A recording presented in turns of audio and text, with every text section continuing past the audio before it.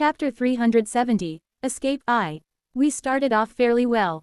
Lily used the bringer of the lost winds to summon powerful gales directly into the sail, propelling the vessel forward at remarkable speed.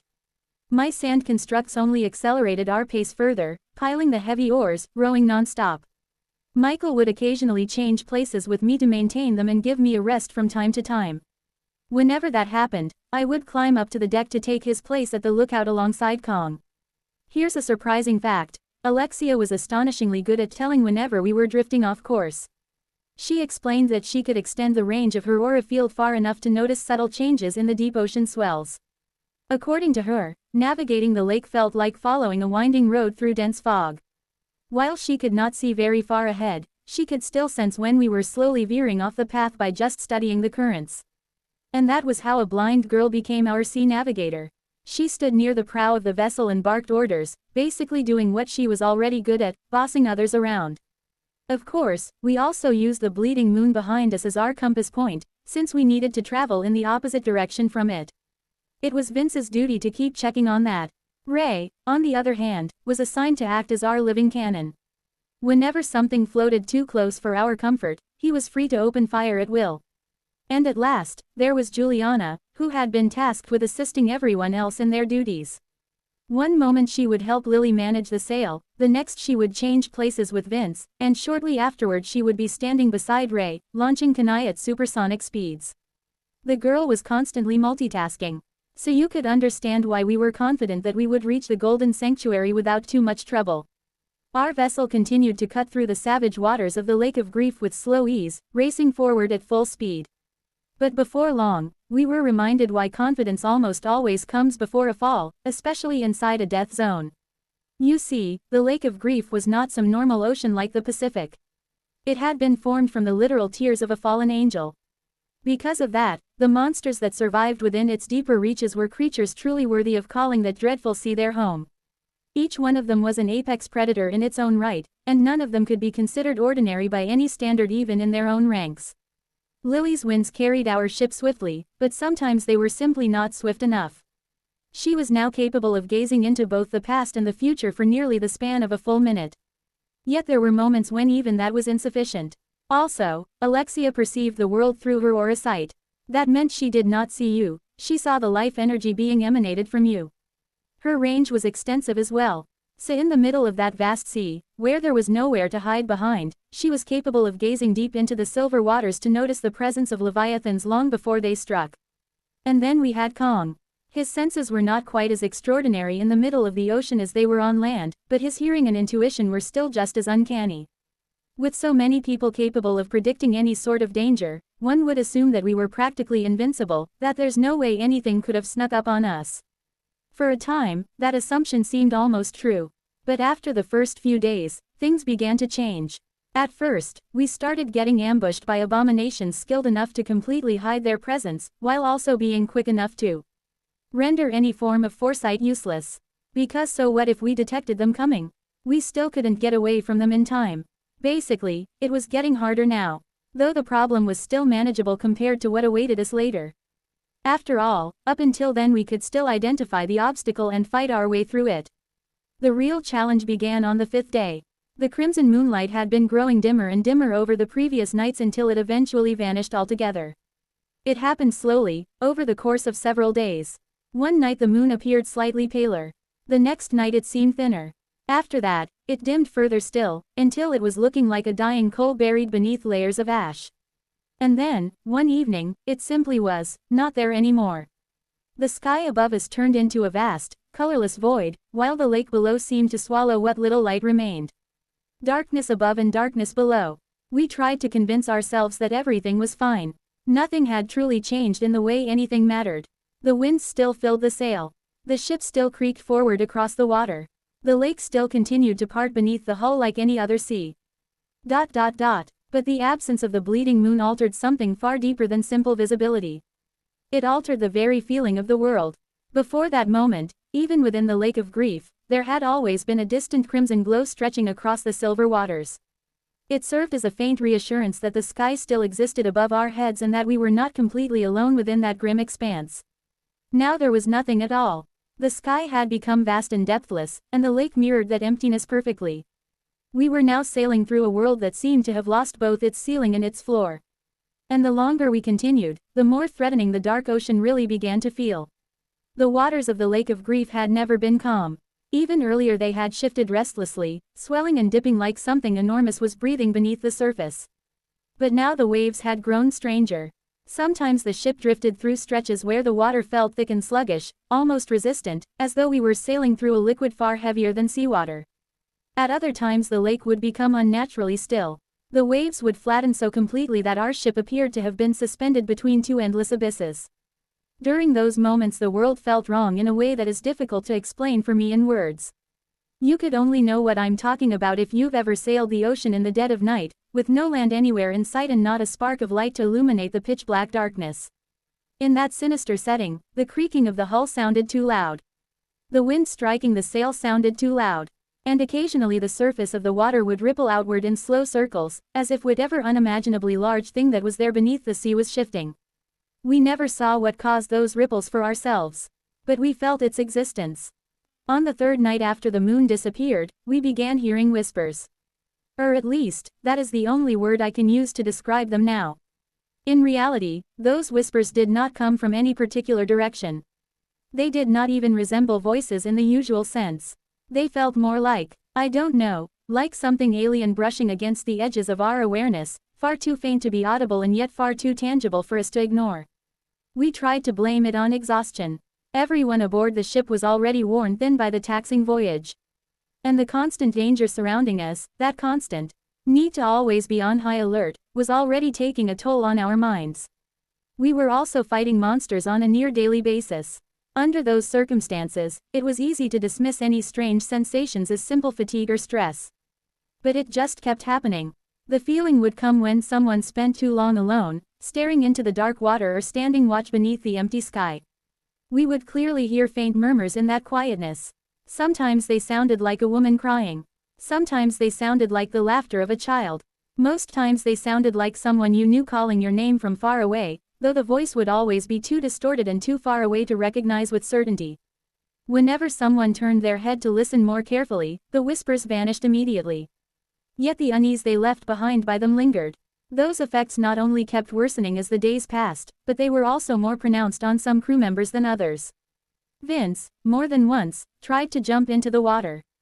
In the end, we made the decision to always keep him tied to something on the deck. Sleep also slowly became difficult.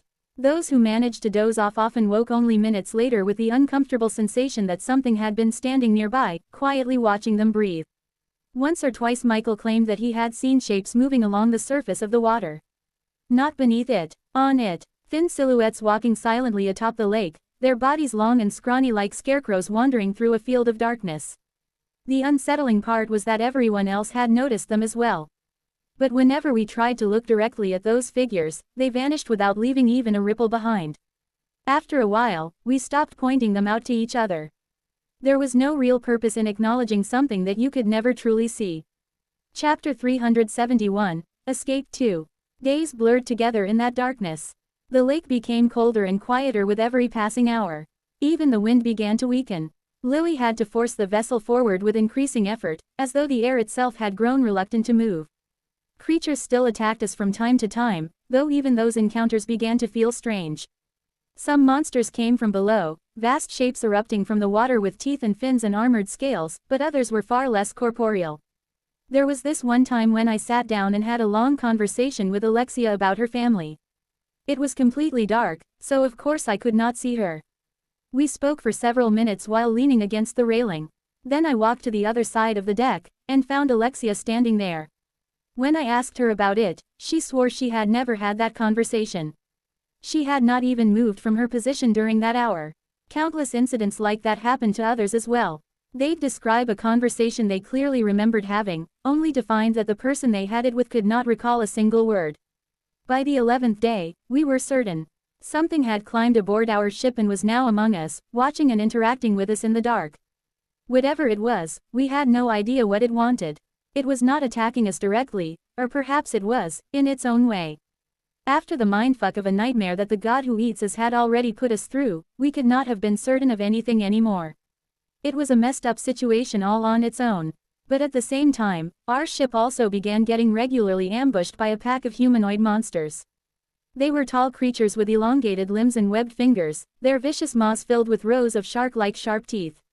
Their ridged backs were hunched, and each of them had an antenna growing from the top of their head that ended with a glowing tip, a sort of phosphorescent lure very similar to that of an anglerfish. They did not have eyes the way we do. Where their faces should have been, there were only twin pits of milky cataracts. Their skin was a bruised gray, slick and cold like the belly of a deep-sea eel. Most of all, though, they were fearsome hunters. No matter how many times we tried to evade them, they always tracked us down.